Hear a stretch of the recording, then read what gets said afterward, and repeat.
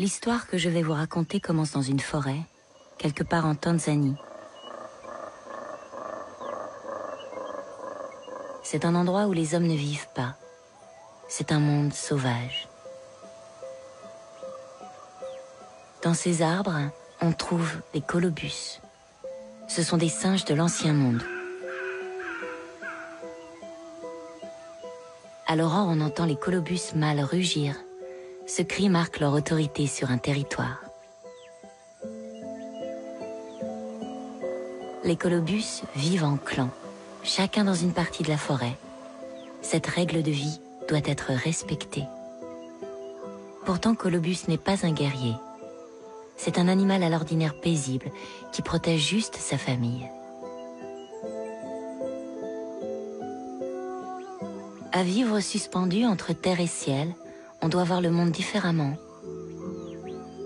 Parfois, je me dis que j'aurais pu naître Colobus, dans une forêt de Tanzanie, et tout aurait été différent. Mais contre toute attente, je ne suis pas né singe, je suis né homme. Et la vie de Colobus a basculé. C'était il y a longtemps.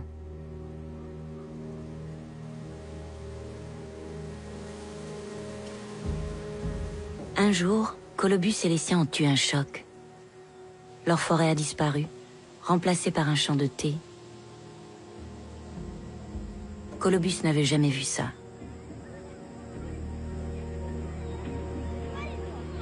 Ce que Colobus n'avait jamais vu non plus, c'était moi. Il n'avait jamais vu d'être humain. Il était perplexe, ou il était curieux. Il m'a regardé cueillir le thé. Ce champ cultivé était à moi. C'était mon territoire. Colobus ne l'avait pas compris. Alors je l'ai capturé.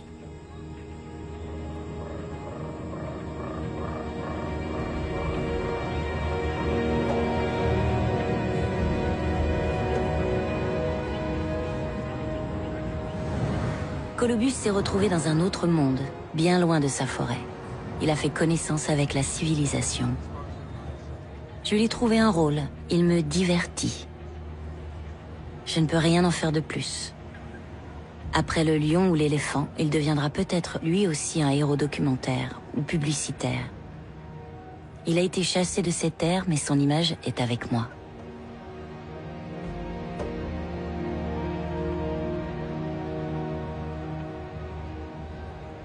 Des milliers d'années de civilisation sont passées. L'existence de ce monde sauvage nous fascine toujours. Comme si la nature était quelque part en nous, malgré le progrès. Cette fascination pour le monde vivant ne date pas d'hier. Elle remonte à l'origine même de l'humanité. Il y a 36 000 ans, sur les murs des grottes, les hommes préhistoriques peignaient des bisons, des lions, des chevaux sauvages. Ils en avaient peur, ils vivaient soumis à la nature.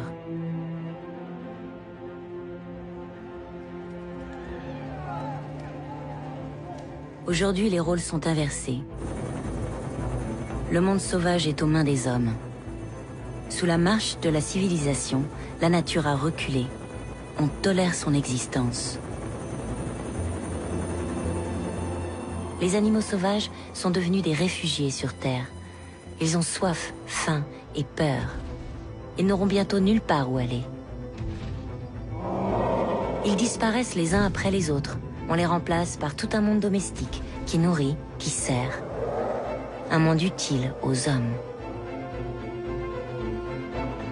En 500 générations, soit à peine 10 000 ans, tout a été domestiqué, ou presque. L'agriculture a changé le visage de la Terre. Désormais, c'est autour de la génétique et de la chimie. 4 milliards d'années d'évolution avaient forgé la vie sur Terre. Progrès, épuisement, climat. En quelques centaines d'années seulement, l'espèce humaine a tout bouleversé. À ce rythme, à quoi ressemblera notre monde demain? Il est encore temps de réouvrir les yeux sur ce qui nous entoure. Voici l'histoire d'un voyage pour renouer avec notre Terre.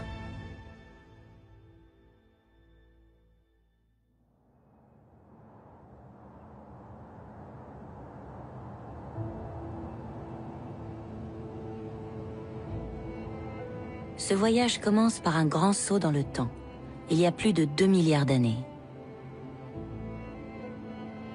L'histoire s'est effacée, mais il reste un sanctuaire, caché au cœur de la forêt amazonienne, entre le Venezuela, le Brésil et le Guyana.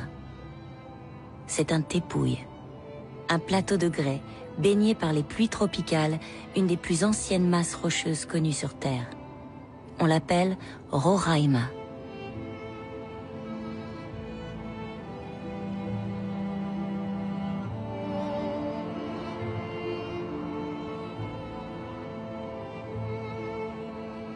Roraima n'est pas une montagne ordinaire, c'est un messager du temps.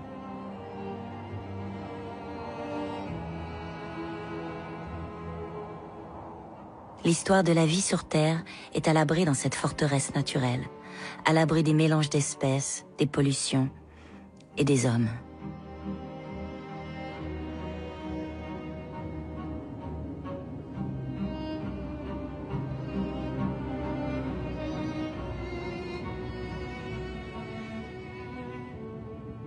Quand on approche de Roraima, on voit la surface de la Terre comme à ses premiers jours. Le sol n'est pas fertile. C'est un monde de roches nues, lessivées d'eau et de scories, riches en minerais.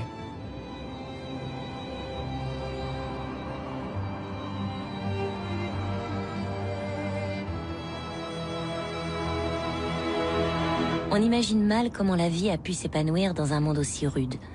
Il faut s'approcher et observer attentivement pour comprendre. Sur ce plateau, on distingue une mince pellicule de vie très ancienne. Ce sont des lichens, des organismes nains, à moitié plantes, à moitié champignons. Les lichens sont des pionniers. Ils sont tenaces, endurants. Ils peuvent vivre en autarcie, sans racines dans le sol, se nourrissent de rien si ce n'est de carbone qui flotte dans l'air. Avec ce carbone, du soleil et de l'eau, les lichens ont produit un matelas pour la vie.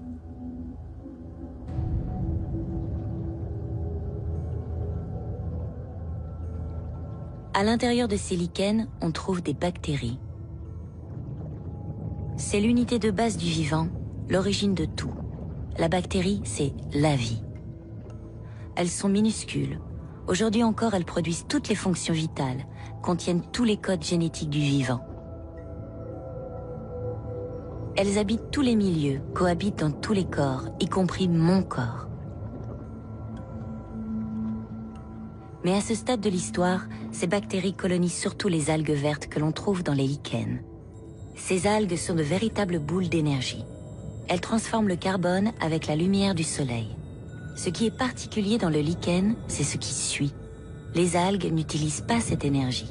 Elles le donnent à un champignon, un fungus, qui en retour va nourrir l'algue. De cette union, sur une terre désolée, la vie va exploser.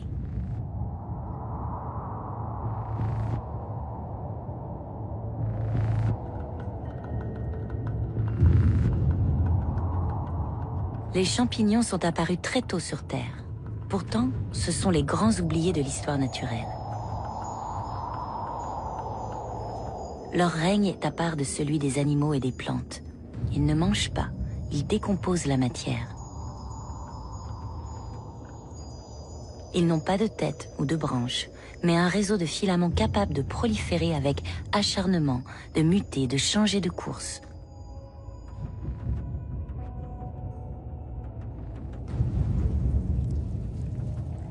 Ils s'appellent Cladosporium, Penicillium. Ils sont indispensables à la décomposition organique, aux antibiotiques, aux ferments.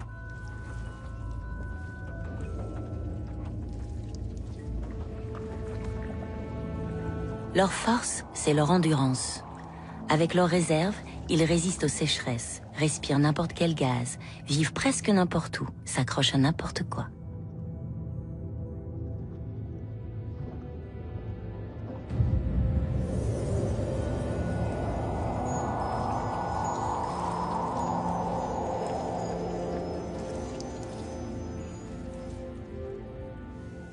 Ils ne se déplacent pas, mais utilisent le vent pour disperser leurs innombrables spores. Ils sont si légers que génération après génération, ils ont fini par conquérir la terre entière. Les bactéries, les champignons, les algues et les lichens ont fait naître le sol de la Terre. L'humus, le terreau fertile.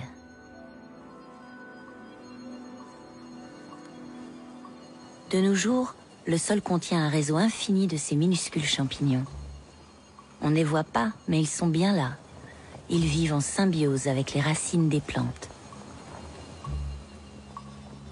Les racines nourrissent le champignon en carbone et en retour, la racine reçoit les réserves que le champignon accumule. La solidarité cachée sous la terre est à la base d'un règne immense, le règne des plantes.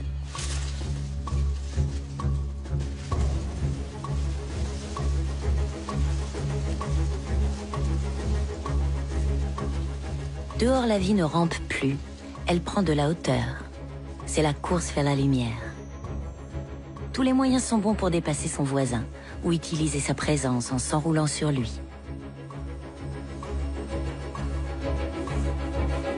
Il existe 300 000 plantes sur Terre. Toutes s'offrent au soleil par leurs feuilles. Cette course fait naître une canopée, un toit vert, si dense que bientôt le soleil n'atteint plus le sol. Alors, broméliacées et épiphytes gagnent les branches hautes, profitant de la pluie et du soleil. Les plantes grimpent à l'assaut des arbres, les chargeant de vie comme des tours de Babel.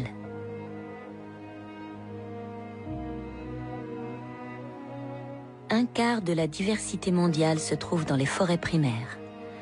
En Amazonie, on recense 16 000 espèces différentes d'arbres.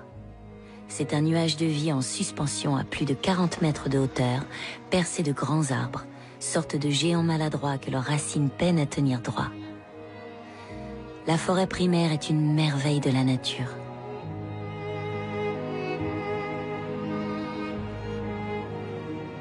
Ce monde vert dévore le carbone de l'air et le transforme en troncs et en feuilles. En retour, il produit de l'oxygène. Ce miracle a commencé il y a 350 millions d'années, à l'époque du Carbonifère.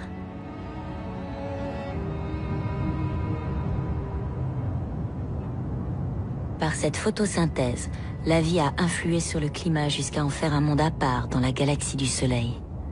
La Terre est devenue une planète vivante. Rien, pourtant, dans ses origines ne permettait de le prévoir.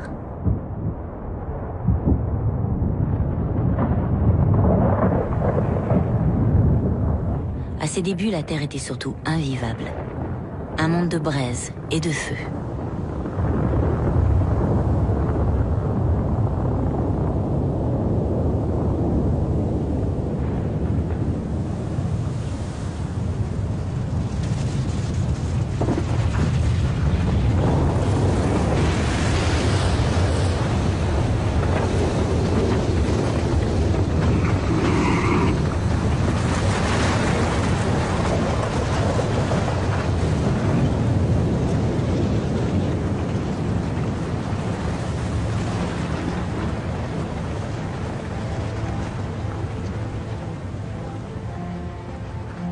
« 1500 volcans sont encore actifs de nos jours.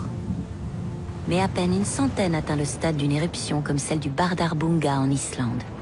C'est un volcan rouge, un volcan effusif qui doit son nom à la couleur de ses laves à plus de 1000 degrés.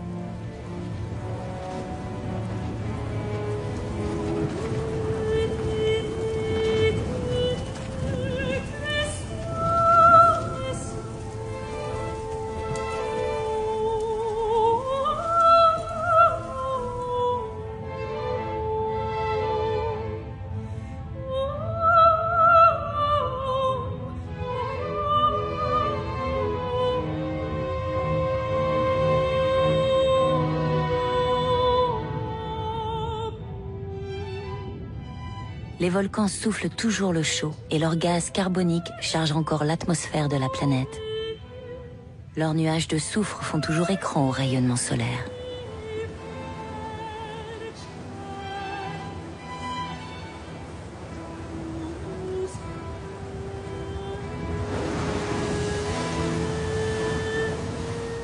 Au cours des temps géologiques, la Terre a connu de terribles extinctions liées aux volcans. La vie s'est effondrée, brûlée, asphyxiée. Mais chaque fois, elle a résisté.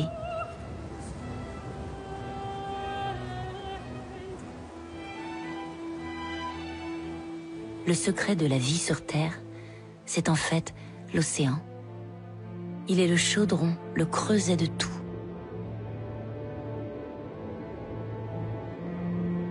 De près ou de loin, tout ce qui vit provient de l'eau.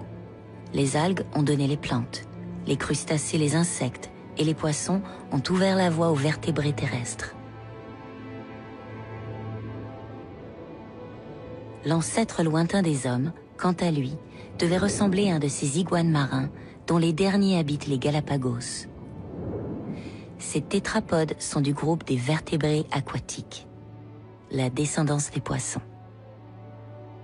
Tétrapode veut dire 4 pattes.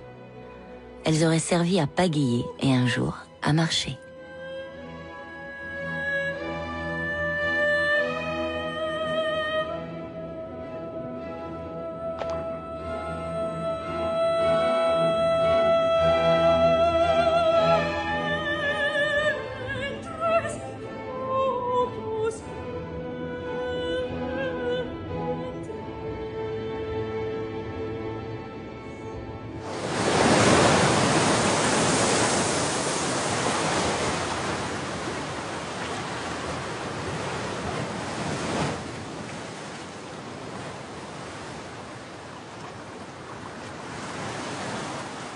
Et puis un jour, la fournaise a disparu. Les pluies n'étaient plus acides. Le climat était tempéré, l'atmosphère chargée en oxygène. Les iguanes des Galapagos profitent de la chaleur du soleil. Ils perpétuent le chemin des animaux marins qui ont appris à respirer hors de l'eau. Chaque génération voyait ses organes évoluer. Certains ont gardé des branchies et des poumons à la fois.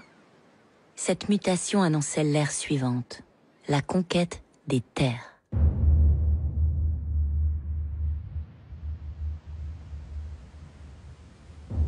Des dizaines de milliers d'espèces ont quitté l'océan.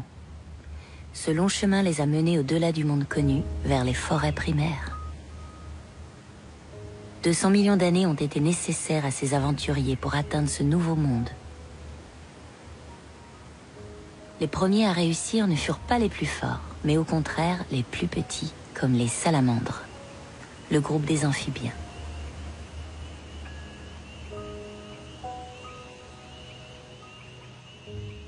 Les grenouilles sont issues de cette famille. Il en existe 5500 espèces connues dans le monde. L'essentiel vit niché au creux de la forêt amazonienne.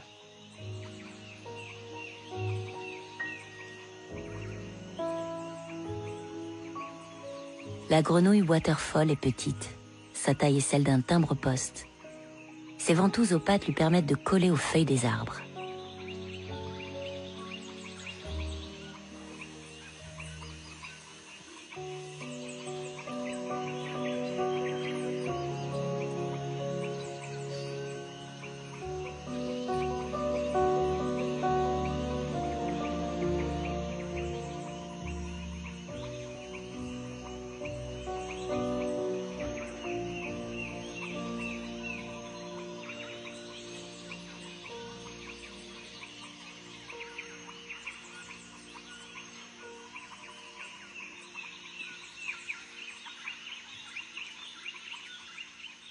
Les grenouilles sont fragiles.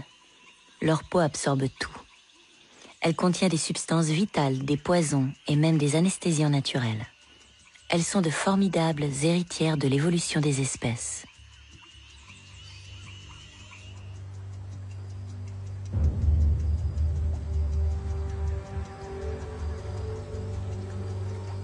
Un autre groupe de conquérants, très ancien, est celui des crocodiles.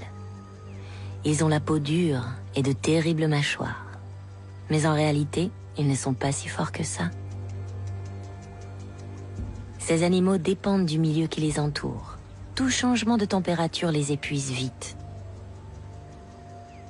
Cette modération a conduit les crocos à vivre patients.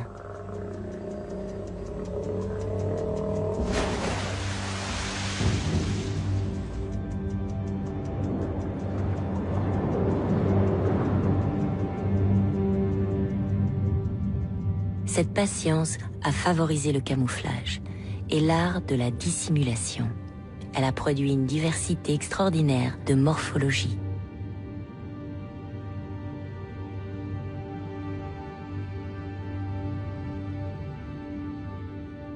La tortue matamata vit dans les zones inondées de l'Amazonie.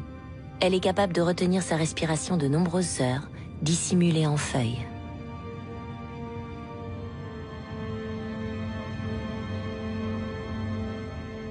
L'anaconda sait attendre des jours en embuscade qu'une proie vienne s'abreuver. Cet immense serpent des marais se glisse entre les arbres, prêt à la noyer. Les serpents ont toujours fasciné les humains. Ils sont dans les mythologies du monde entier. Ils ont inspiré les dragons.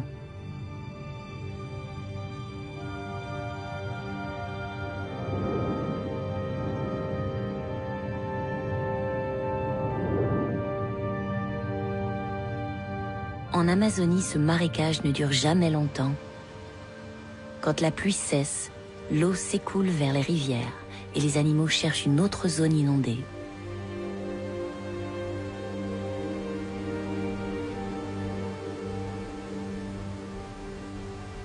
On dit que la forêt appelle la pluie, une pluie torrentielle, parfois même un véritable déluge qui donne ces fleuves immenses.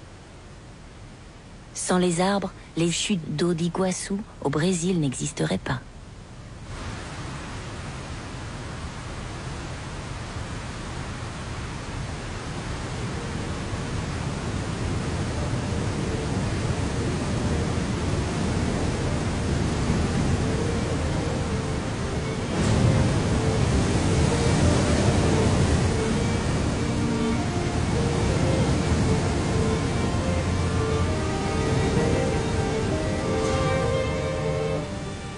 L'eau comme la vie ne s'arrête jamais en chemin.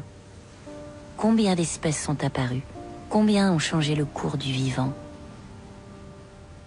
Il faut plonger au cœur d'Iguaçu pour découvrir une merveille de cette histoire de la vie.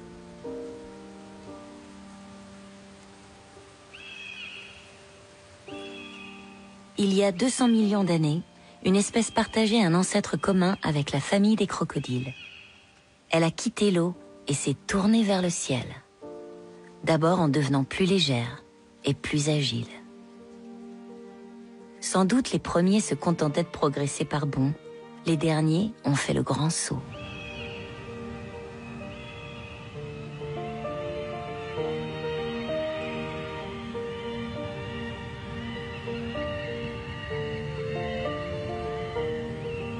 Cette histoire est celle des oiseaux. Voler permettait de vivre dans un monde nouveau, comme les martinets à tête grise qui nichent au cœur de la chute d'Iguaçu pour se protéger de leurs prédateurs.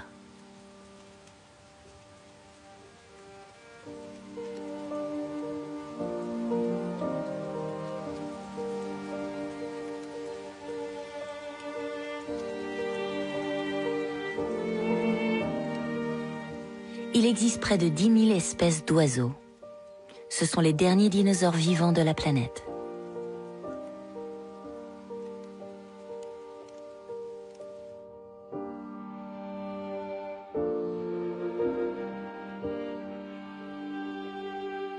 La forêt est une mémoire de toutes les expériences de la vie sur Terre.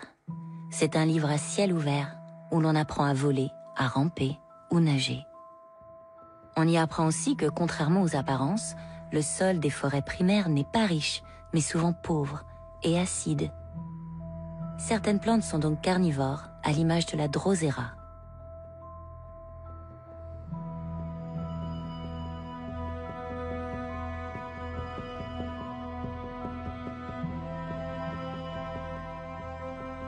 La drosera se couvre de rosée pour piéger ses proies. C'est une ruse.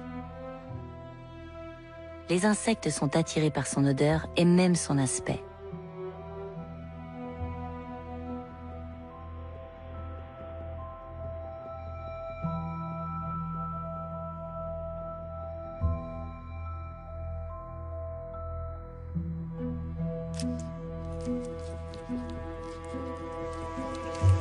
Le piège se referme grâce à des poils sensitifs qui déclenchent un signal. L'animal est ensuite digéré dans les sucs.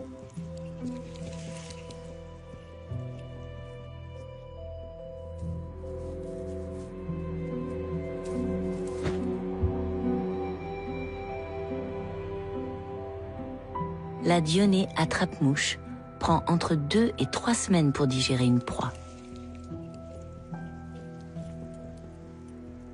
Puis un jour, elle largue au vent un squelette vide et attend sa prochaine proie.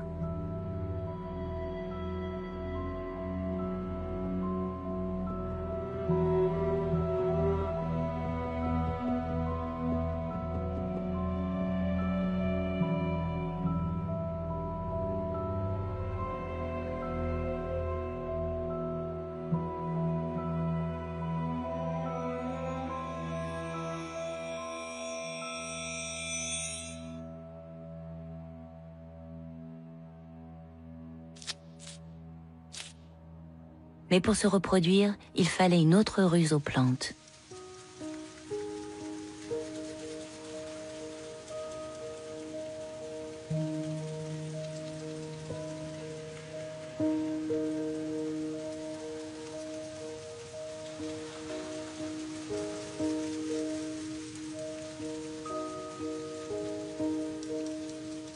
Dans ce monde vert, presque monochrome, l'œil était exercé à ne voir que les contrastes.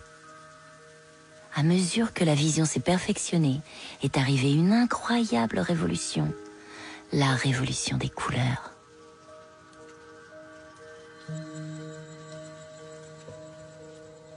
Les plantes avaient besoin d'entrer en contact les unes avec les autres pour leur reproduction.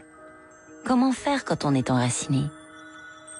Certaines plantes ont mis au point une stratégie inédite, la séduction. Les plantes se sont parées de couleurs vives. Elles ont émis des odeurs et des saveurs. Ainsi est née la fleur. Les fleurs avaient la tâche d'attirer ceux qui volent, rampent ou marchent, bref, de manipuler les butineurs pour les employer à leur insu. C'est la pollinisation. L'insecte, en butinant, déplace le pollen entre fleurs mâles et femelles. Et le tour est joué. Le vivant tirait parti une fois encore de l'alliance entre espèces. Mais plus encore que le papillon, la plus belle histoire d'amour entre une plante et un animal est sans doute celle du colibri. Cet oiseau se nourrit exclusivement d'un nectar des fleurs. Son bec, sa langue sont adaptés pour fouiller les pétales. Il existe plus de 300 espèces différentes de colibris, chacune adaptée à une forme de fleur. Leurs ailes battent 50 fois par seconde. Cet oiseau vole en avant, sur place et en arrière.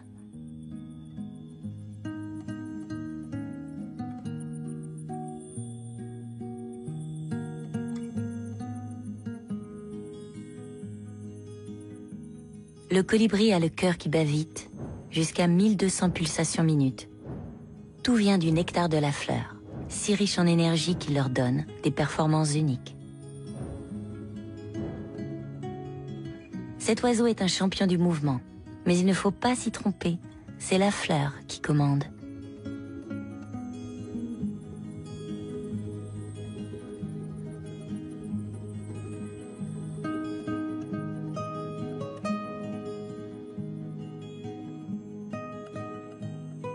Chaque année, à la saison des amours, la séduction est au cœur des forêts d'Amérique centrale.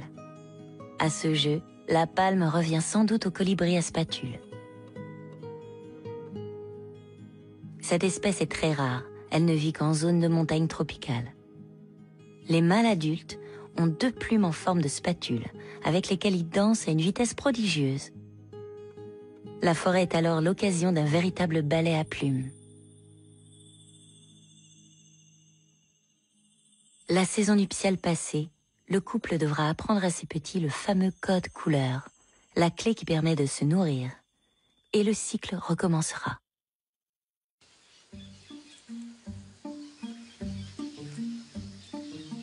Ce que nous apprend la forêt, c'est finalement que la coopération entre vivants est plus importante qu'il n'y paraît. Et au sein même des espèces, certaines se sont organisées en communautés.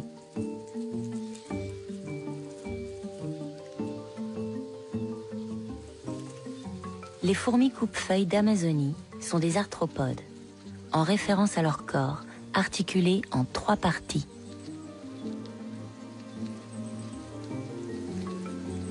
Ces fourmis ont une particularité. Elles cultivent un champignon.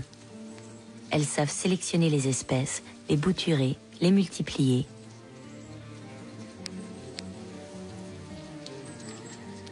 Elles se nourrissent de ce champignon, ce qui leur permet de disposer toute l'année d'une réserve, même lorsque la saison est défavorable.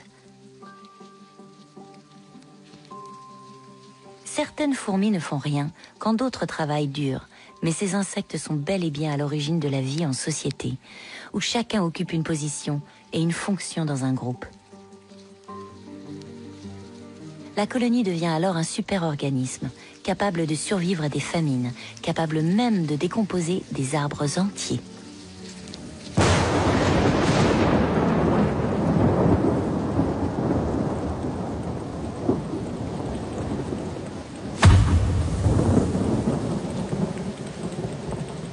La naissance de ces sociétés d'animaux était un tournant. Elle marquait la fin d'une ère de solitude, où chacun devait survivre, résister, s'accrocher à la vie tout seul. C'était il y a 200 millions d'années. C'est à ce moment que commence la saga des mammifères.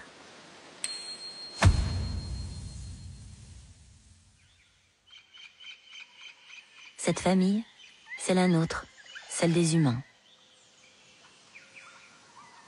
Les mammifères, comme ces capucins du Brésil, sont des vertébrés à sang chaud.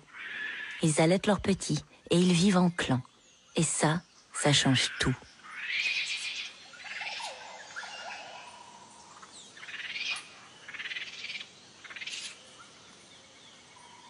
La vie de famille offre plein de perspectives inattendues, d'entraide et de jeu.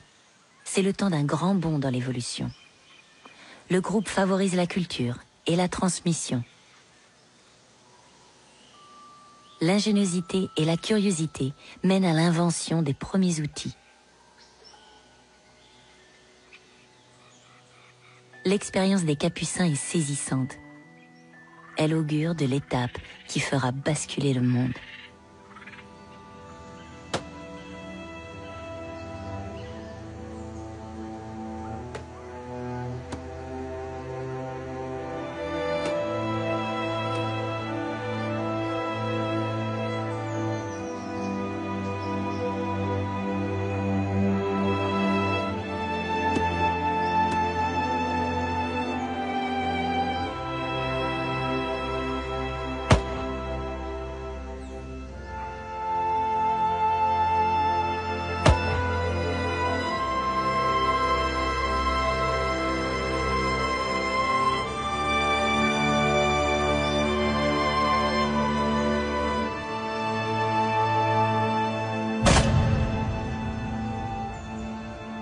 C'est bientôt le temps de l'homme. Il lui faudra 2 millions d'années pour se dresser, s'organiser. Comme le capucin, il utilisera lui aussi la pierre, les outils. Une nouvelle aventure sur Terre commence.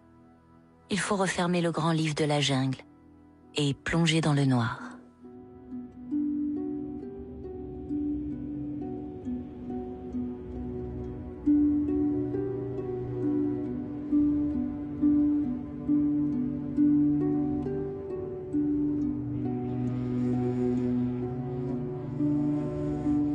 Ici commence mon histoire, à moi, l'homme.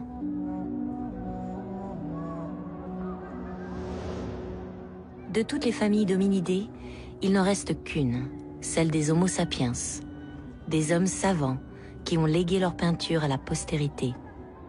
C'était il y a 36 000 ans, dans la grotte Chauvet, en France.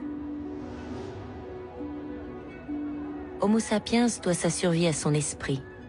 C'est probablement ce pouvoir qui l'avait amené à représenter ce qui l'entourait. 1000 dessins et peintures exécutés à l'oxyde de fer et au charbon de bois, puisque l'homme maîtrise le feu. On identifie 14 espèces d'animaux, dont des bêtes dangereuses comme les lions, les mammouths, les rhinocéros laineux, les ours. L'homme ne se dessine pas, il dessine les autres vivants. Il a conscience de leur existence. Et cette conscience a tout changé.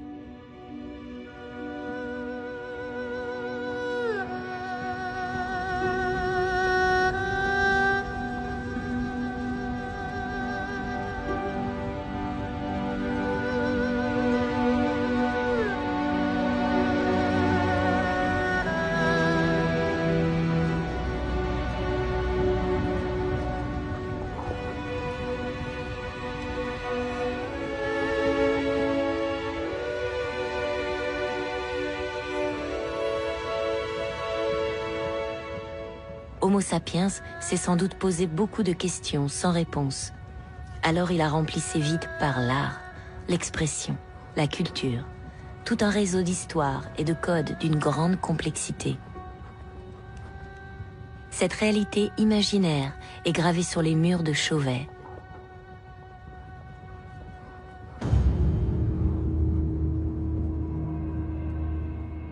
Plus tard, grâce à cette conscience, l'homme imaginera la domestication, l'agriculture et l'élevage.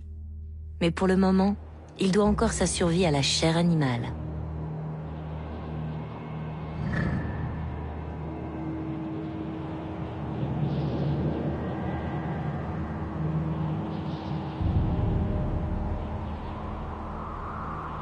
Il fallait se chauffer et se nourrir. On avait besoin des peaux des autres bêtes pour se vêtir. Les armes étaient rudimentaires.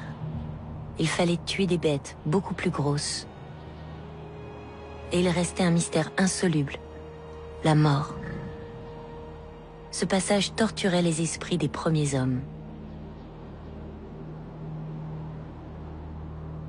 Ainsi sans doute est né le chamanisme, dialogue entre l'être humain et les esprits de la nature.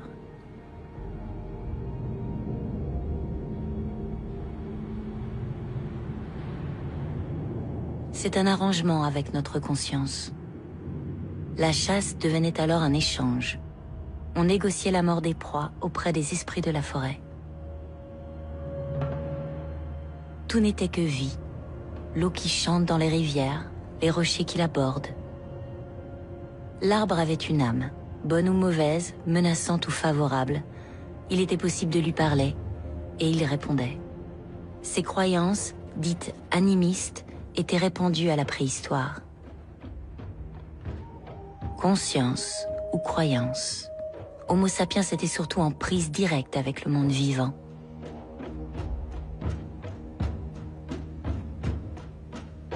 Très tôt, l'homme a coopéré avec des animaux pour chasser, en particulier avec le loup gris.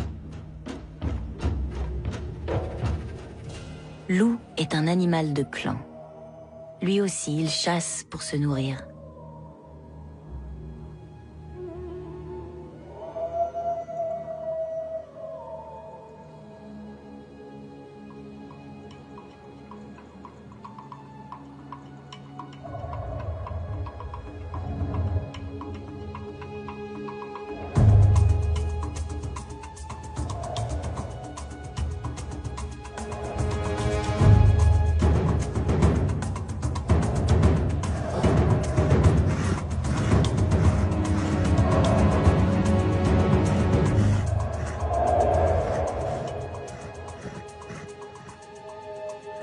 Il a fallu s'apprivoiser mutuellement, apprendre à se respecter.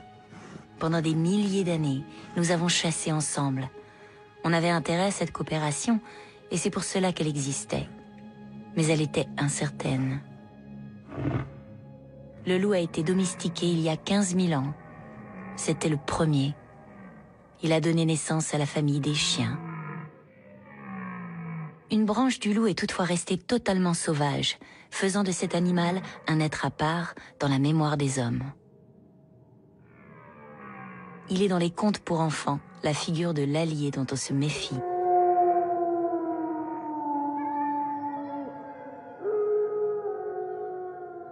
Le loup sauvage est devenu un ennemi.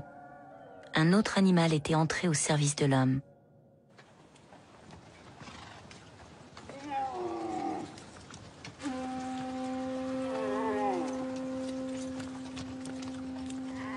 On dit que la vache est entrée dans ma vie en entrant dans mon champ.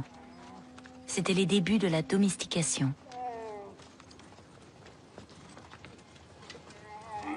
Domestiquer signifiait nourrir, protéger et contrôler la reproduction de ces bêtes. Ce fut difficile, mais ce fut un succès.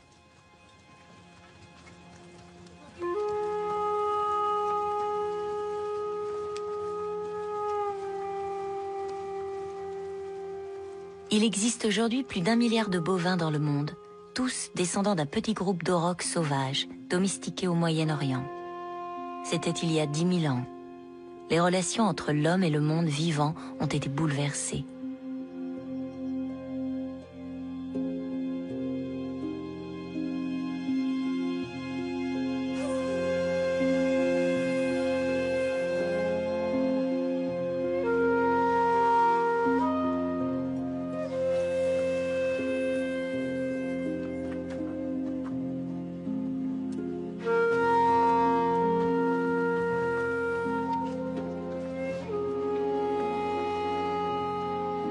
La vache offrait une source de nourriture riche. On travaillait son cuir. Et par-dessus tout, on l'utilisait pour le travail des champs. C'était le temps de l'agriculture.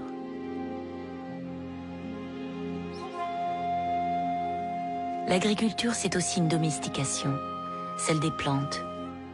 L'homme a appris à sélectionner et à reproduire les riz, les pavots, les avoines ou les blés, dont il existait des milliers de variétés sauvages sur la terre.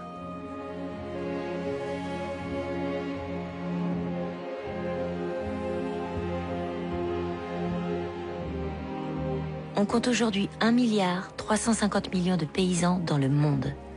Les 3/4 pratiquent toujours une agriculture manuelle sur de petites parcelles.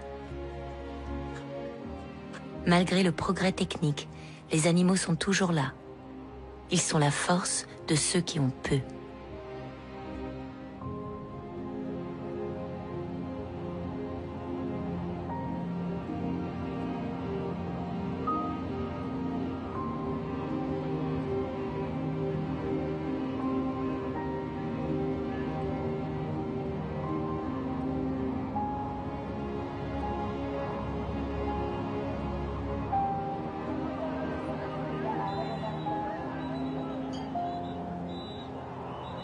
L'homme était l'éleveur, il était le maître aussi. Les animaux domestiques étaient porteurs de prospérité. Ils faisaient sa fierté.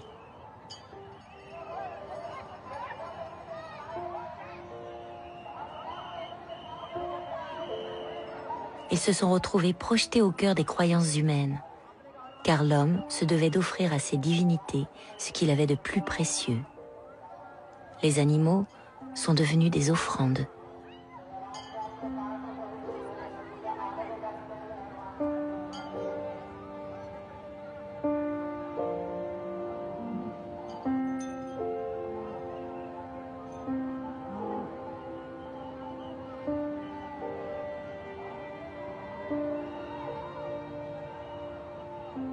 De nos jours encore, on sacrifie des animaux aux puissances divines. Plusieurs millions d'Indiens et de Népalais font le déplacement dans le petit village de Gadimai, dans la plaine basse du Népal.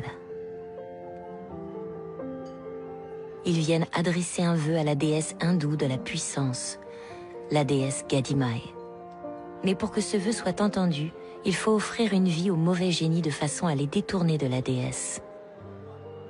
Pour ceux qui ont fait le voyage, l'animal qui va mourir était souvent la vraie, sinon l'unique richesse de la famille.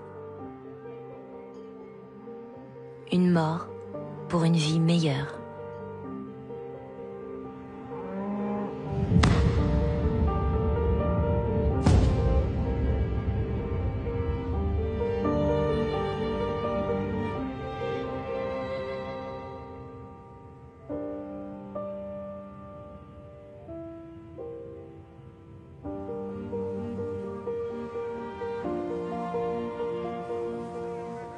« 200 000 animaux, buffles, mais aussi chèvres, ont été sacrifiés au festival de Gadimai en 2014. C'était le dernier. Le sacrifice n'existera plus. Les opinions publiques indiennes et népalaises ont finalement obtenu son interdiction définitive. Gadimai est un symbole, une image qui heurte. Mais au fond, le faire disparaître ne change rien. J'ai le droit de vie et de mort sur la planète.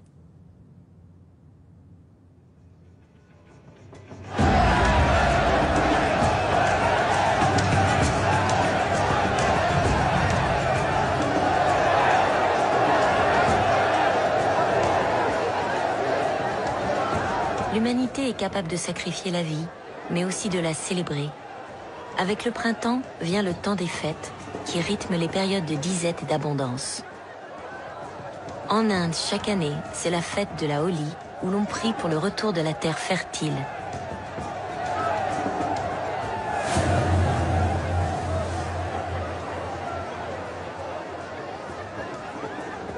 Dans l'état de l'Uttar Pradesh, au sud de New Delhi, la Holi est même rattachée à Krishna, divinité suprême chez les hindouistes. Riches ou pauvres, hommes, femmes, les castes se mélangent à la pleine lune du printemps, pour 2 jours de danse et de liesse. On fête l'amour de la vie. Chaque couleur a une signification précise. Le vert pour l'harmonie, l'orange pour l'optimisme, le bleu pour la vitalité et le rouge pour la joie et l'amour.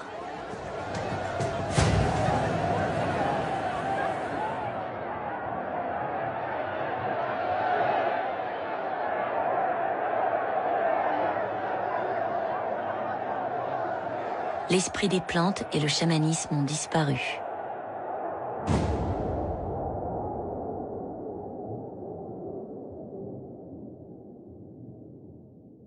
Les dieux ont changé de visage, mais pas la croyance. Le printemps reste un miracle de la planète Terre.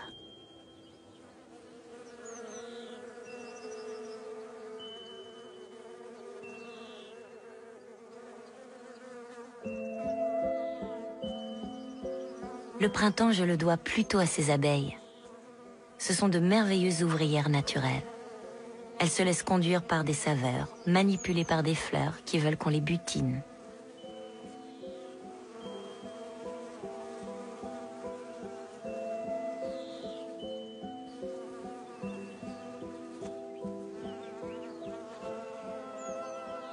Dans une colonie, les éclaireuses parcourent le terrain et quand elles trouvent les bonnes fleurs, vont répandre la nouvelle aux autres.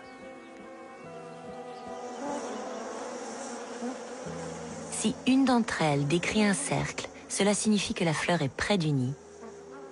Si l'abeille avance en bourdonnant, elle indique la direction par rapport au soleil d'un bosquet plus lointain. Les ouvrières viennent alors palper l'exploratrice à la recherche d'odeurs pour évaluer l'intérêt de cette découverte. Puis commence un balai entre elles. C'est un vote pour décider si la colonie va sortir butinée.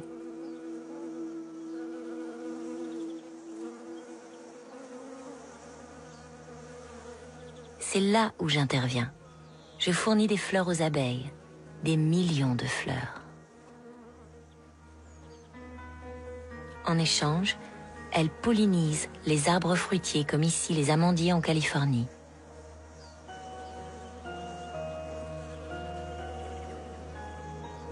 Je leur offre l'abondance, mais il y a un prix. Butiner la même fleur peut être dangereux pour un insecte. Il peut arriver que les abeilles s'empoisonnent avec les pesticides utilisés pour traiter ces arbres. Je sacrifie une partie de ces précieuses ouvrières parce que la vie me semble une ressource inépuisable.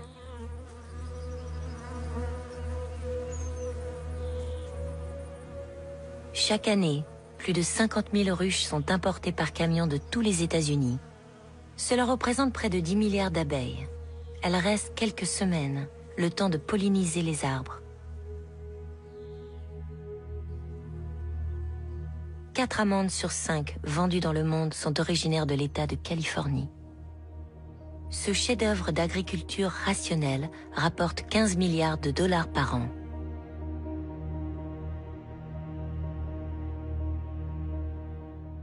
L'eau douce manque pour faire plus. Les 3/4 des réserves de la planète sont englouties par l'agriculture. Quand l'eau se fait trop rare, on arrache même les arbres. C'est plus rapide, plus rentable. La relation à la vie se transforme en profondeur. Elle n'est plus mystique, elle est devenue économique. Au nom du productivisme agricole, on peut beaucoup. Raser des montagnes, déplacer des fleuves.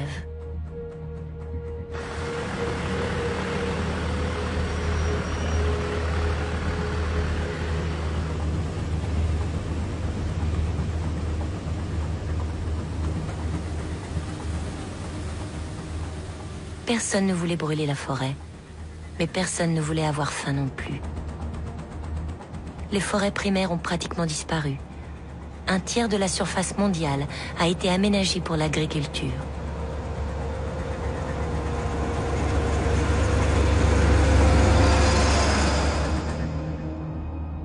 En 10 000 ans, le visage de la Terre a changé.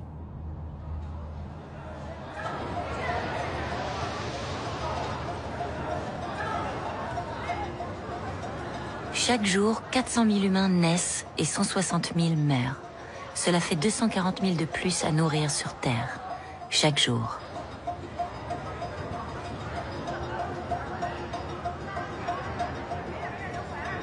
La population mondiale a dépassé les 7 milliards d'individus.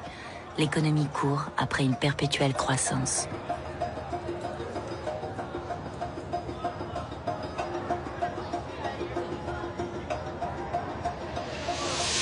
La performance et l'intelligence poussent en avant l'humanité.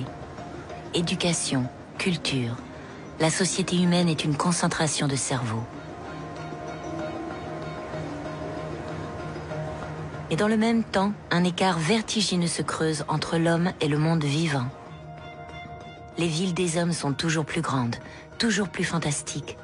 Elles sont au centre d'un immense réseau vers lequel tout converge. Ce progrès change aussi le régime alimentaire.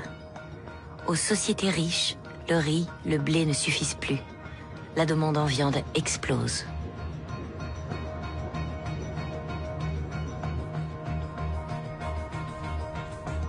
Lancé à pleine vitesse, en pleine croissance, l'élevage est donc à son tour devenu une industrie mondialisée.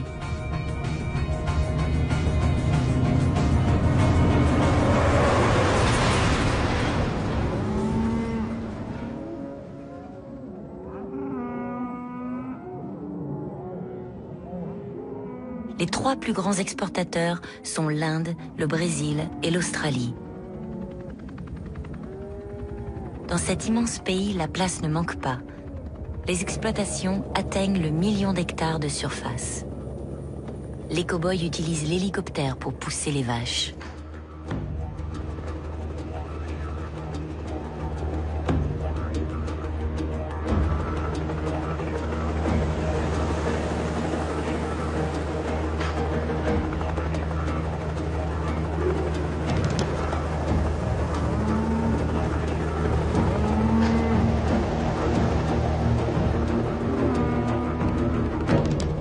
Près de Darwin, dans les territoires du Nord, les ranchs possèdent couramment 50 000 têtes. Ces vaches sont sélectionnées pour leur résistance naturelle. Elles sont issues de croisements entre races Brahman et Angus, capables de vivre seules toute l'année.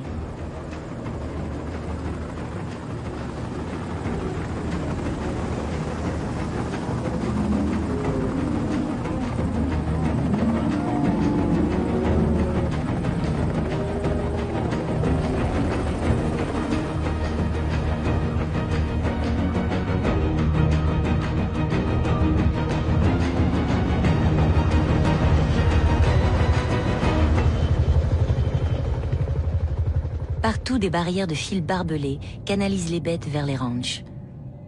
Une fois par an, ces immenses troupeaux sont rassemblés, marqués et inspectés avant d'être vendus à l'exportation pour les marchés d'Asie et d'Europe.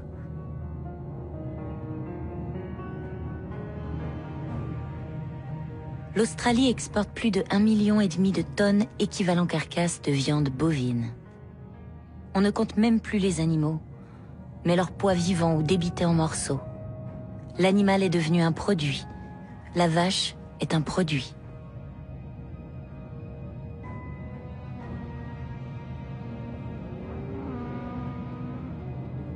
Les États-Unis ont été les pionniers de cette marchandisation de la vie.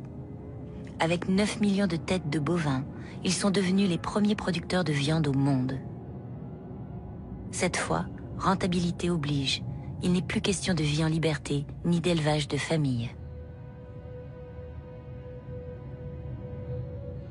Le système repose sur des parcs d'engraissement qui peuvent contenir jusqu'à 100 000 têtes.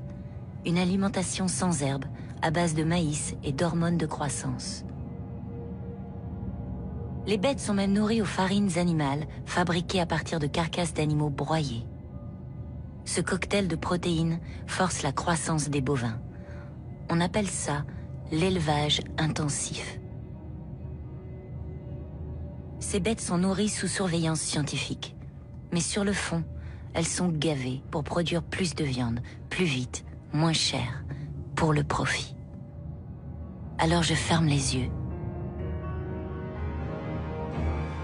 La vache, mais aussi la chèvre, sont devenues des machines à synthétiser des matières premières. On injecte d'un côté de l'eau et du fourrage. Il en sort de l'autre 700 millions de tonnes de lait par an. L'animal est en souffrance, mais il faut produire plus et le marché achète moins cher. L'automatisation réduit les coûts de main-d'œuvre. Elle isole encore un peu plus l'homme des animaux. Je veux manger de la viande, mais je préfère ne pas voir qu'il faut tuer l'animal. Alors je ferme les yeux.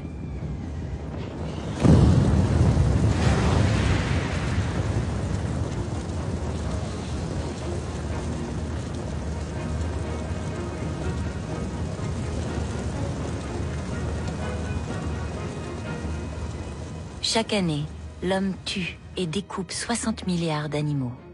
60 milliards de vies, près de 10 fois la population humaine. En une seule année. Le porc et la volaille comptent pour les 2/3. Seuls les abattoirs industriels et les filières intensives peuvent suivre une demande en viande qui augmente sans cesse. La technologie est omniprésente. Caissons à CO2 pour étourdir les porcs, électrocution pour les tuer, machine à couper, machine à saigner.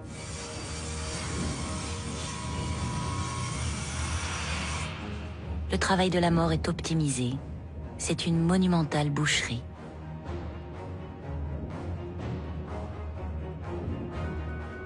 Le travail à la chaîne a été inventé dans les abattoirs à la fin du 19e siècle. Efficace, rationnel, il a été repris dans les usines automobiles. L'industrie alimentaire ne fait que répondre à une demande absurde. Produire toujours plus pour vendre toujours moins cher. Le métier d'abattage est éprouvant. Alors on veille à ne pas trop y penser. Le geste de chaque travailleur est coupé de la séquence qui pourrait lui donner sa signification. On ne donne plus la mort, on presse juste un bouton. On ne coupe pas un cochon, on en détache une pièce. Et au final, on ne mange plus vraiment des animaux. On mange des escalopes, des steaks, des morceaux, des pièces anonymes, comme si aucune vie n'avait jamais existé.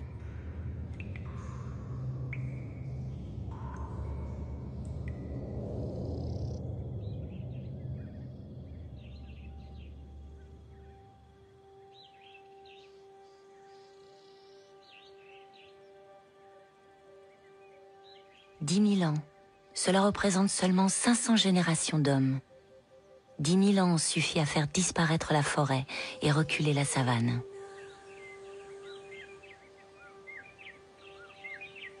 Les espèces sauvages ont été repoussées vers les régions les plus reculées du globe. Dans certains cas, les conflits entre animaux et humains se sont multipliés. Il a fallu créer des réserves naturelles. Le Botswana abrite un des plus grands parcs au monde, le delta du fleuve Okavango. C'est un territoire où les hommes sont plus rares que les animaux. La vie y est différente.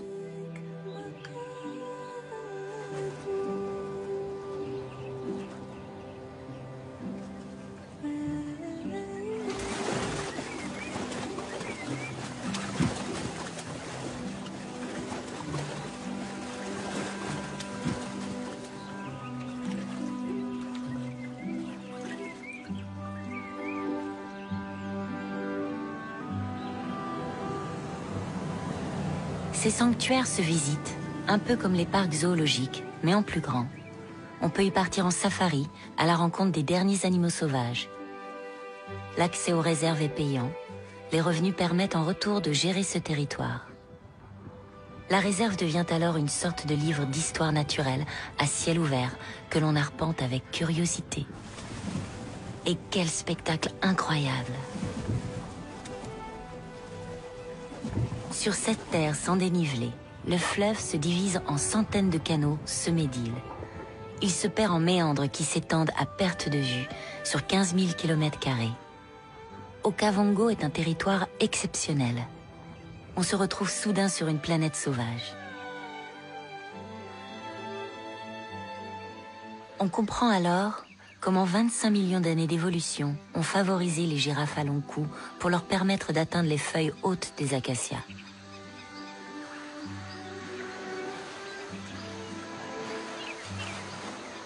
On observe à loisir l'éléphant. Cette fois, ce sont les acacias qui dépendent de lui. L'éléphant dissémine leurs graines dans son crottin, assurant la reproduction des arbres sur toute une région.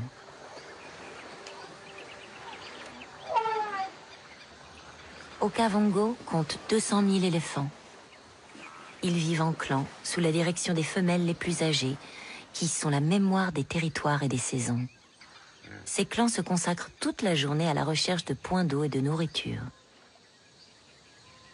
Avec leur défense en ivoire, ils écorcent les arbres et arrachent les racines pour s'en nourrir. Malgré les apparences, ces énormes pachydermes sont sensibles. Leur trompe peut soulever un tronc comme caresser, communiquer avec un autre membre du clan.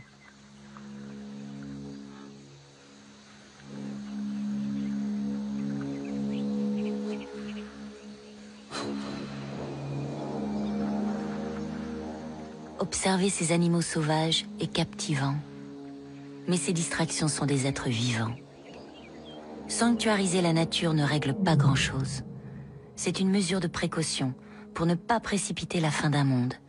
Un monde qui me fascine encore.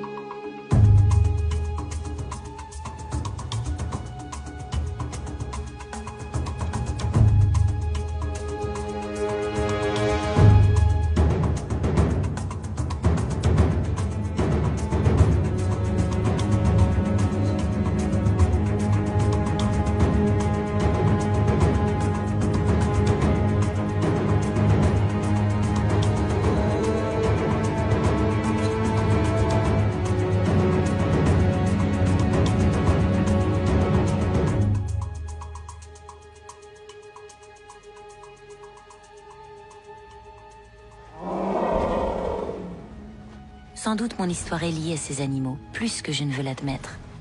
Elle réveille une mémoire, un fil invisible qui relie mon existence à tous les autres vivants. Je sais cela, mais je sais aussi que la place me manque.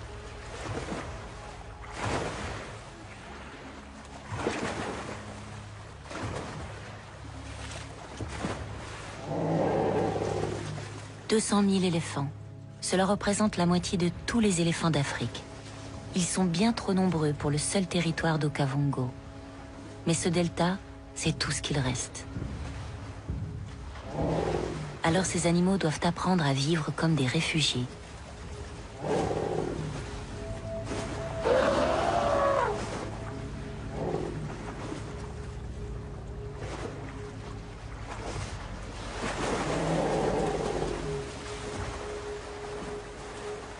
Le Botswana interdit toute chasse, mais les éléphants sont libres de migrer vers les pays voisins.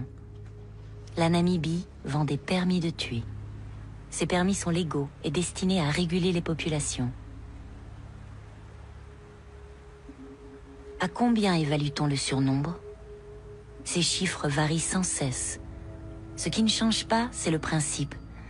J'en suis venu à sacrifier des éléphants pour protéger les derniers d'entre eux. Et le jour où l'hippopotame ou l'éléphant rapporteront moins que la terre qu'ils occupent, que se passera-t-il? Le delta de l'Okavango n'est pas une terre déshéritée. C'est un delta luxuriant grâce à l'eau du fleuve. Cette même eau menace aujourd'hui la réserve. L'Angola et la Namibie, en amont sur le fleuve, en ont besoin pour irriguer un vaste projet de culture du riz. Si le projet aboutit, ce delta risque de devenir un désert. Et en même temps, comment ne pas comprendre les populations qui ont besoin d'eau pour leur culture? Peut-on choisir entre protéger des éléphants et nourrir des hommes?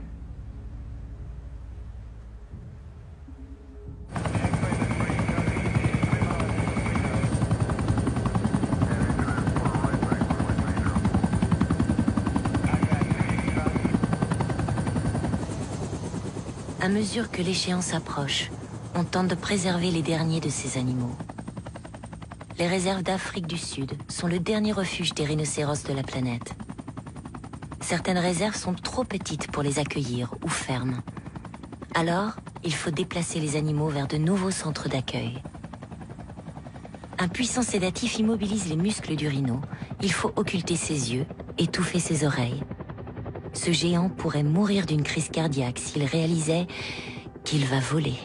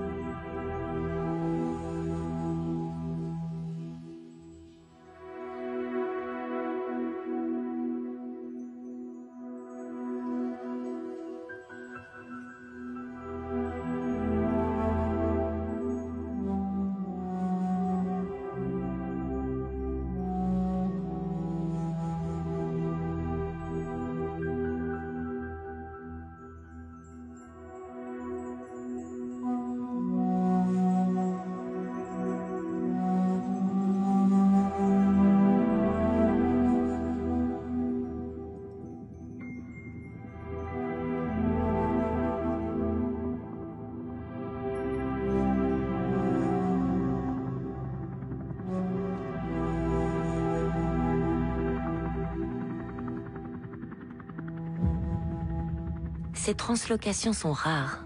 Elles sont le fait de spécialistes, des vétérinaires, des scientifiques qui consacrent leur vie à cette nature sauvage. Je me suis fait la promesse de réussir, mais mes efforts sont dérisoires. Je lutte contre ce que j'ai créé moi-même. D'une main, je sauve, de l'autre, je massacre. L'éléphant est décimé pour ses défenses, le rhino pour sa corne. Ces grands animaux, vétérans de l'histoire de la vie, sont des cibles faciles pour des braconniers, équipés d'armes automatiques, de véhicules tout-terrain et de radios. D'année en année, les lois se durcissent, mais elles n'arrêtent pas les trafiquants. Il ne reste plus que 20 000 rhinocéros dans le monde, pour la plupart en Afrique. L'espèce est protégée, on la croyait sauvée. Mais en 2014, tout s'est effondré. En une seule année, 1500 sont tombés sous les balles des trafiquants. Réduite en poudre, la corne de rhinocéros sert dans les médecines traditionnelles d'Asie. La demande est telle que les cours flambent. À 50 000 € par kilo, la corne de rhino vaut désormais plus cher que l'or. Moins il y aura d'éléphants, plus l'ivoire se vendra cher. Plus je tue, plus je gagne. Je spécule sur la rareté de la vie. La chasse de loisirs rapporte 200 millions de dollars par an en Afrique. Elle est organisée au nom de la régulation des espèces. Mais au fond, on tue pour le sport, pour la triste gloire des trophées. Tant que l'animal sauvage n'est pas reconnu en danger, il peut être tué et sa dépouille exhibée.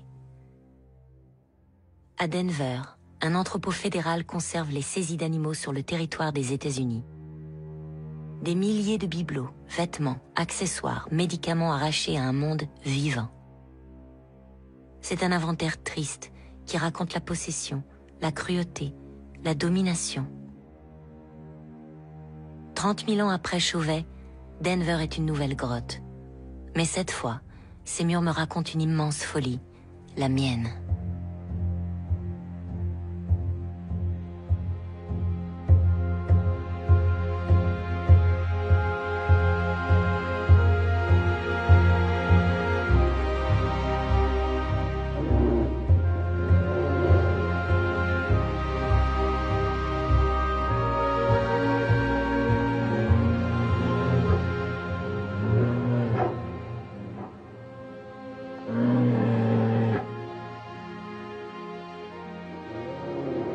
Aucune région n'est épargnée.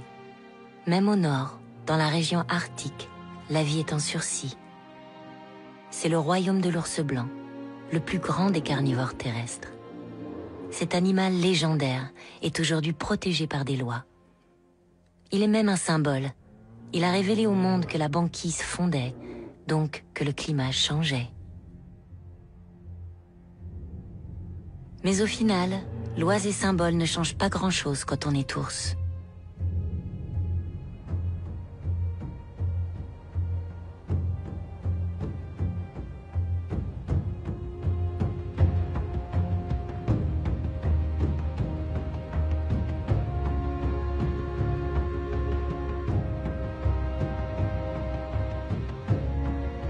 Lois et symboles ne protègent pas plus la vie des hommes. Les nénètes disparaissent aussi. Ce peuple de Sibérie vit ici depuis toujours au rythme du froid, poussant des troupeaux de rennes sauvages.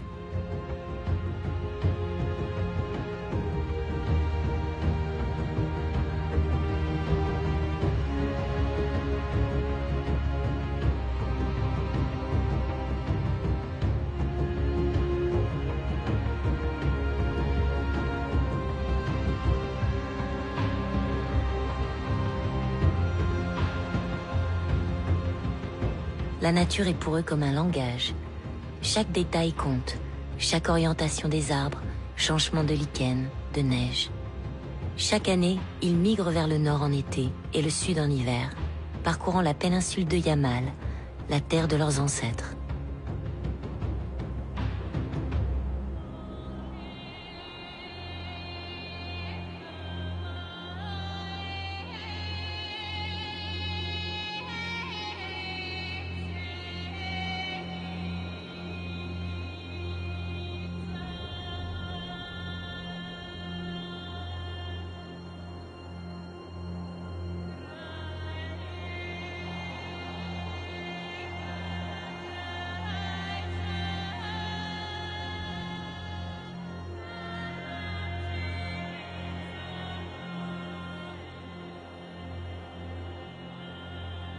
Les nénètes avaient survécu au tsar et à la révolution russe.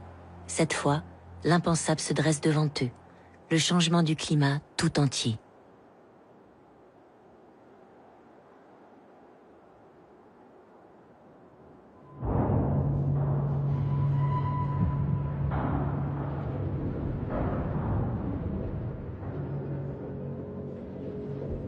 Les nénètes voient leur royaume fondre d'année en année, et plus encore.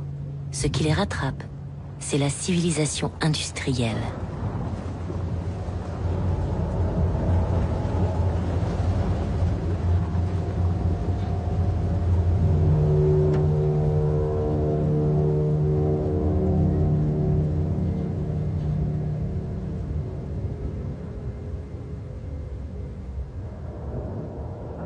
La marche du progrès est une machine que rien n'arrête. Elle est à l'image des brise-glaces nucléaires qui sillonnent l'Arctique. Quelles que soient les conditions, la Russie, championne de l'industrie lourde, ouvre la route à ses navires de commerce. Plus besoin de savoir lire le vent et la glace. On peut venir en Sibérie par tout temps. L'objectif est d'atteindre le port de Doudinka pour charger du nickel.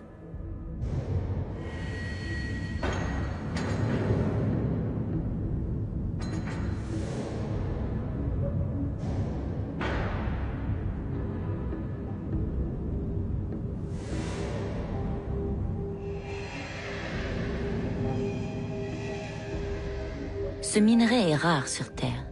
Il sort ici de l'une des plus grandes mines au monde, doublée d'un combinat métallurgique, la mine de Norilsk. Le nickel est utilisé pour fabriquer des alliages. Il sert à toute la métallurgie. Il entre même dans la composition des pièces de monnaie.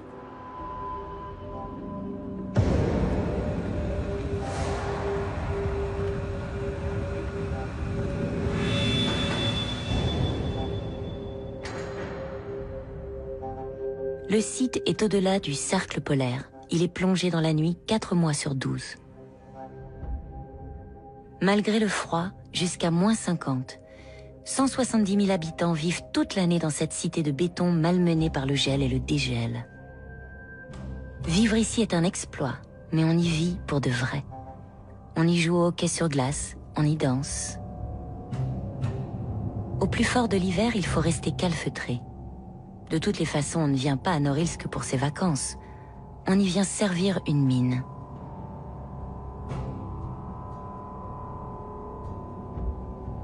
Norilsk n'est qu'un rouage dans une immense machine. C'est la machine qui propulse l'humanité dans une course folle, mais aussi une course grandiose, quitte à empoisonner la planète entière.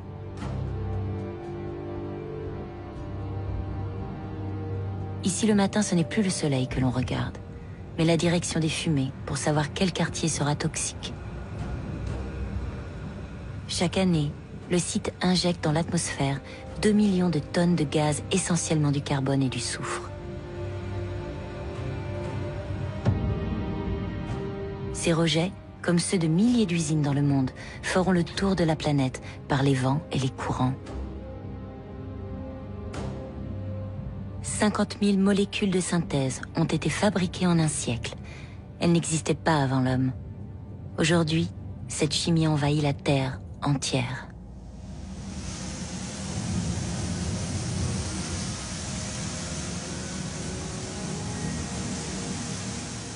Que respire cet homme, à peine protégé par son chiffon? Pour qui fait-il le sacrifice de sa propre vie? Avoir conscience du danger n'empêche pas de continuer. 90% de la surface agricole est inondée de pesticides. On injecte des millions de tonnes d'engrais chimiques dans le sol. Cette chimie, intense, tue chaque année 200 000 personnes, parmi les ouvriers qui la produisent et les agriculteurs qui l'utilisent.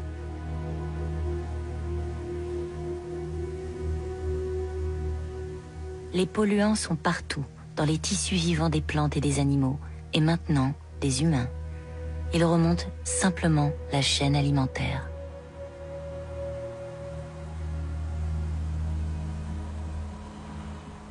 Désormais, un Européen sur 2 a dans le sang des molécules de synthèse qui proviennent des herbicides. Plus d'un tiers de la surface cultivée de la planète a été dégradée et les terres ont dû être abandonnées.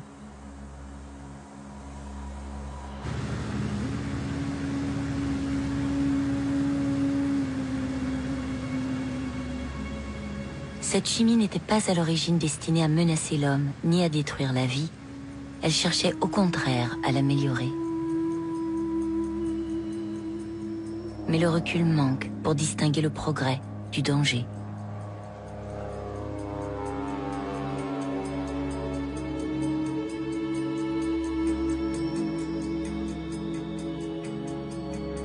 Après la chimie, les espoirs se fondent sur la génétique. Le rêve est là, à portée de main. Faire pousser des plantes partout, peut-être même en finir avec la faim dans le monde, grâce aux organismes génétiquement modifiés. Avec les OGM, on ne domestique plus les espèces, on entre dans leur fonction vitale pour les modifier. Le coton a ainsi été corrigé pour pouvoir diffuser son propre insecticide. Le maïs pour résister aux papillons qui le dévorent, le soja pour supporter les doses d'herbicides plus élevées. On se demanderait presque pourquoi ces plantes n'en étaient pas capables naturellement. Les cultures OGM se sont répandues comme une traînée de poudre. Elles sont désormais légales dans 29 pays. Le doute existe quant à leur danger pour la santé. Pourtant, le monde entier mange OGM sans le savoir. Les OGM servent de nourriture à l'élevage intensif. Le bœuf est désormais un produit du soja ou un produit dérivé du maïs. Les OGM n'ont pas résolu le problème de la faim dans le monde. Les semences sont brevetées, non reproductibles. Elles ne servent qu'une fois et après, il faut les racheter. Je me demande où finira cette marche forcée que j'impose aux vivants, au nom du seul profit.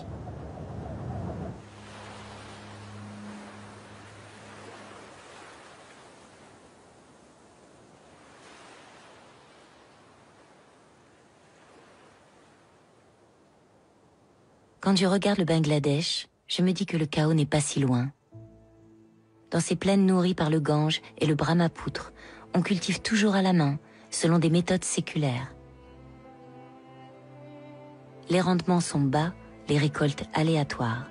Il faut se plier aux caprices du fleuve, composer avec les marées et la mousson.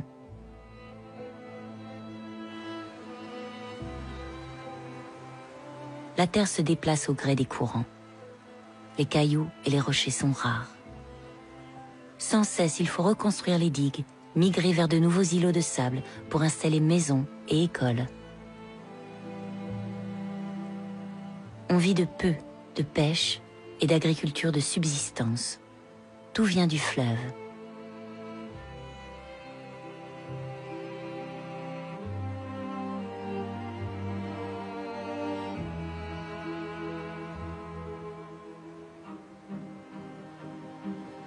Le Bangladesh compte 160 millions d'habitants.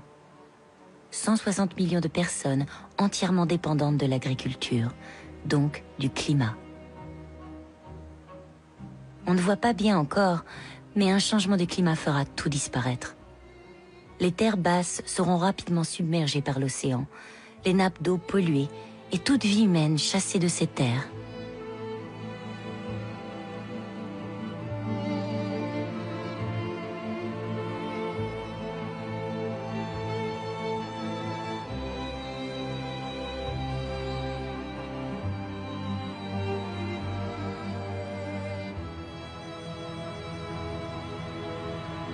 Tout ce qui a été construit ici est éphémère.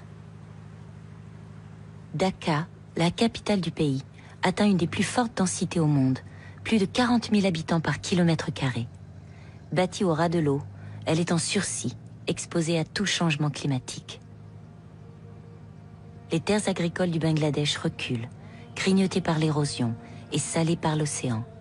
Comme partout ailleurs, les paysans qui n'ont plus de terre partent en ville en quête d'un travail dans un atelier ou une usine textile qui fournissent le monde entier.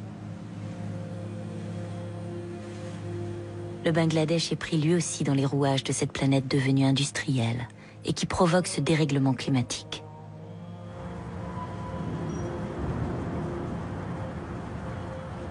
Cette puissance industrielle ne se voit pas à Dhaka, mais au sud du pays, sur les plages de Chittagong, dans l'un des plus grands chantiers de démolition de navires au monde.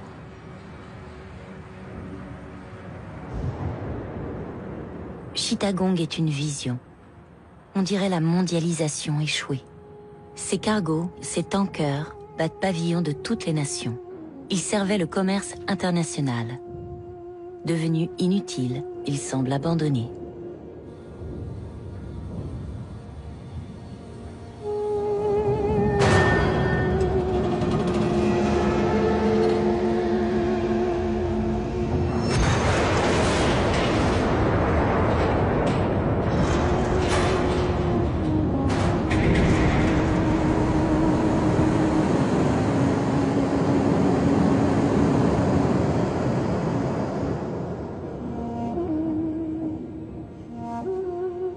Ces œuvres monumentales, symboles de la puissance industrielle, sont démantelées à main nue, ou presque. Des milliers de tonnes d'acier qu'il faut faire disparaître pour le moins cher possible, avant que le climat n'emporte ses plages et ses habitants.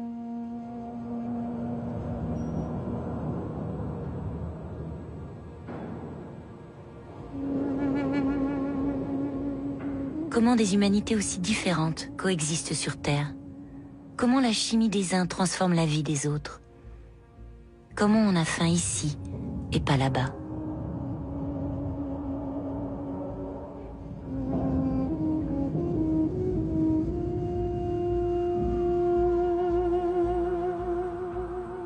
« 10 000 kilomètres séparent Chittagong de Manhattan.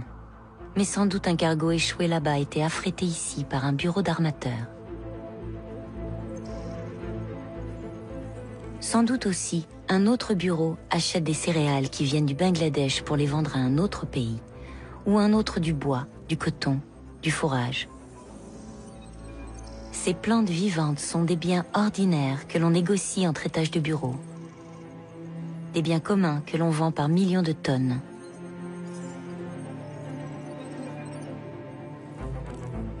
Dans un autre building, on pratique peut-être le commerce de la terre agricole. Cédé par millions d'hectares avec ses lichens, ses racines et tous ses vivants invisibles. Mais un téléphone ici, dans cette ville, peut aussi ordonner la protection d'une forêt ou la sauvegarde d'une espèce. Un bureau travaille sans doute déjà, ici, à éviter la faim dans le monde.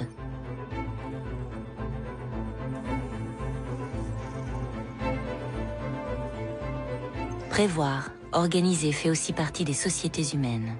De l'entente entre fenêtres peuvent jaillir des solutions pour demain. Mais le temps manque. Il ne faut plus tarder.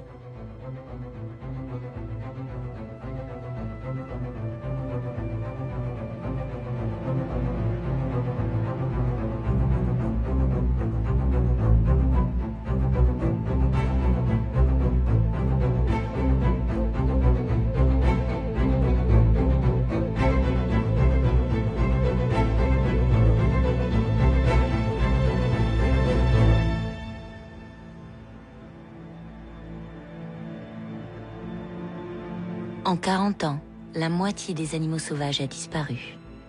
On estime que 60 000 espèces de plantes n'existeront plus d'ici 2050. Et il y a des facteurs imprévus. Comment peut-on protéger les dernières antilopes saïga quand la moitié de l'espèce s'éteint en moins d'1 mois après un coup de chaud? Pourra-t-on enrayer la disparition des derniers lions du continent africain, frappés de maladies nouvelles, jusque-là inconnues? Le rythme est 100 fois plus rapide que le taux naturel. Les facteurs se combinent. Si on ajoute la pression du climat, tout est réuni pour déclencher une extinction massive des espèces. Comment ne pas craindre qu'après les animaux, les plantes, les autres vivants, le prochain sur la liste ne soit pas l'homme lui-même? Alors cette fois, nous fermerons les yeux pour de bon.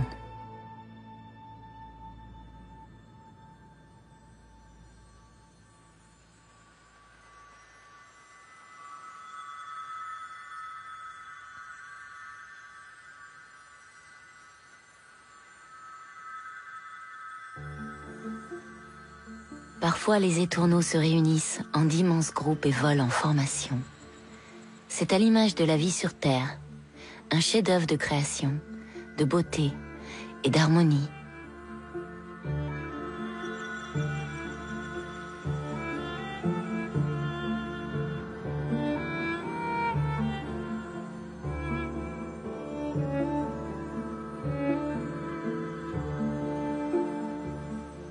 Depuis que l'homme existe, l'histoire du vivant a été façonnée par sa conscience. Considérer à nouveau la vie qui nous entoure, renouer avec l'attention, le respect de l'autre vivant, peut changer beaucoup de choses encore.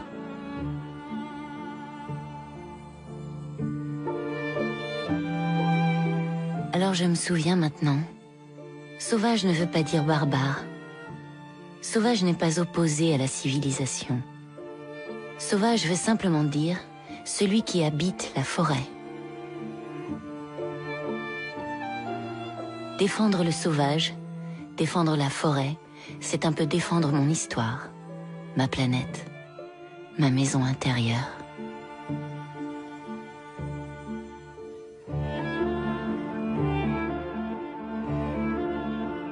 Plus j'observe ce monde sauvage, plus je comprends. Il est ce repère qui manque à mon chemin.